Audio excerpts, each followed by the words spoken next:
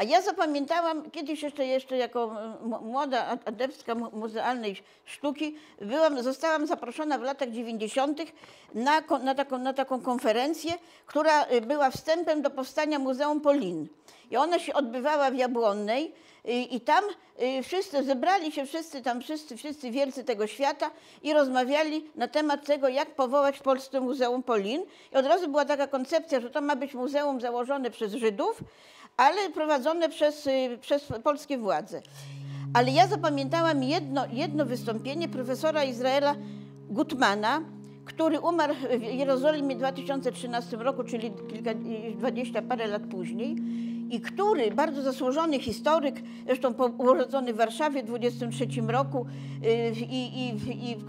który był i w getcie, i walczył, i jego rodzina zginęła, siostra razem z dziećmi Korczaka została spalona. Także on powiedział takie słowa, to mną one wstrząsnęły, ja zaczęłam inaczej patrzeć na to wszystko. Mianowicie powiedział tak, że nigdy już nie będzie takiego świata Żydów, jaki był w dawnej Rzeczpospolitej. Nie będzie, mówi. Ja to zapamiętałam tak jak naukę mistrza, tak ustnie zapamiętałam to, co on powiedział. Nie, to, co jest w Ameryce, w Stanach Zjednoczonych, to, co jest we Francji, w ogóle na Zachodzie, to w ogóle i w Izraelu, to w ogóle nie jest to samo żydostwo, to w ogóle jest coś innego. Mówi, ta kultura, która była w Polsce, w Rzeczpospolitej i która istniała dzięki temu, że istniało państwo polskie Rzeczpospolita, to była przeniesiona kultura ze starożytnej Judei. To była ta kultura tych talmudystów ze starożytnej Judei, z Babilonii, którzy poprzez te wieki przeszli taką drogę przez Europę i w końcu znaleźli się w Polsce, gdzie znaleźli odpowiednie warunki do tego, żeby tę kulturę starożytną rozwijać tu w Polsce. I mówi, tego już nie powtórzy, to już zostało zamordowane, zniszczone i już niczego nie oczekujcie, bo to nie wróci. Ja rzeczywiście, mną wstrząsnęło to bardzo, bo ja myślałam, że to można tak o sobie, tutaj Żydzi są, tam są Żydzi, w Ameryce są Żydzi. Nieprawda, powiedział, to nie są ci sami Żydzi i to nie jest ta kultura polskich Żydów nie wróci.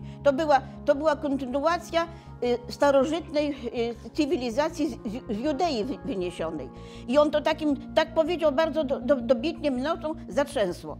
I potem jak ja zaczęłam się bardziej jeszcze się interesować, wtedy już hebrajskiego się uczyłam i już taka za mądrą taką się uważałam. Jak ja zaczęłam to bardziej się przyglądać, to zobaczyłam, że przecież w państwie polskim, Rzeczpospolitej, tej dawnej staropolskiej, prawo żydowskie talmudyczne było prawem państwowym. Miało status prawa państwowego, więc rozwijali uczeni żydowscy, tak jak dalej, jak w Judei, jak w starożytnej Babilonii, rozwijali to prawo dalej i dalej to wszystko żyło. I oni żyli tym prawem i państwo polskie, królowie polscy to wszystko po prostu respektowali.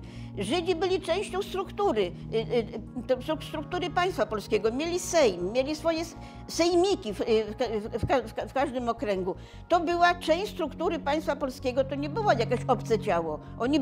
Oni byli po prostu częścią Rzeczpospolitej i ta ich kultura i cała kultura Rzeczpospolitej to była właśnie taka, którą wytworzyli oni, wytworzyli Polacy i inne narody tu mieszkające.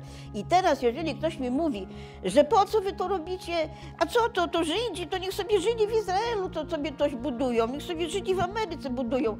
I to jest wielki błąd, żeby tak mówić, dlatego że tutaj ci Żydzi, którzy tutaj zginęli, to byli właśnie oni należeli do spuścizny, należą do spuścizny polskiej Rzeczpospolitej, do polskiej kultury, do naszej kultury. I nie można mówić o nich, że niech sobie Żydzi z Ameryki przyjadą, coś zbudują. Oni nic do tego nie mają. Oni niektórzy nawet są wrogo nastawieni, bo też tego nie rozumieją, że ta zagłada była zagładą istotnej części polskiej tożsamości. I dlatego to, co robi Tomek, który nie zaczął robić tego, się mówi, przyjeżdżał kiedyś do Tykocina, a jakąś taką, i założył taką fundację Szukamy Polski. No myślę, to właśnie on się zajmował Żydami i szukał Polski, bo właśnie to jest to. To właśnie jest to, on szuka Polski. No dobra, dobrze, ale to jest właśnie to.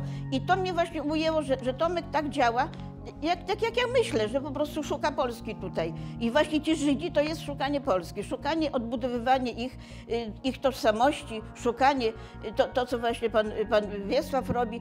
I to nie można, im nie można tak powiedzieć, a sobie, co to niech to Żydzi tym zajmują. Nie, to my się mamy tym zająć, bo to jest właśnie nasze.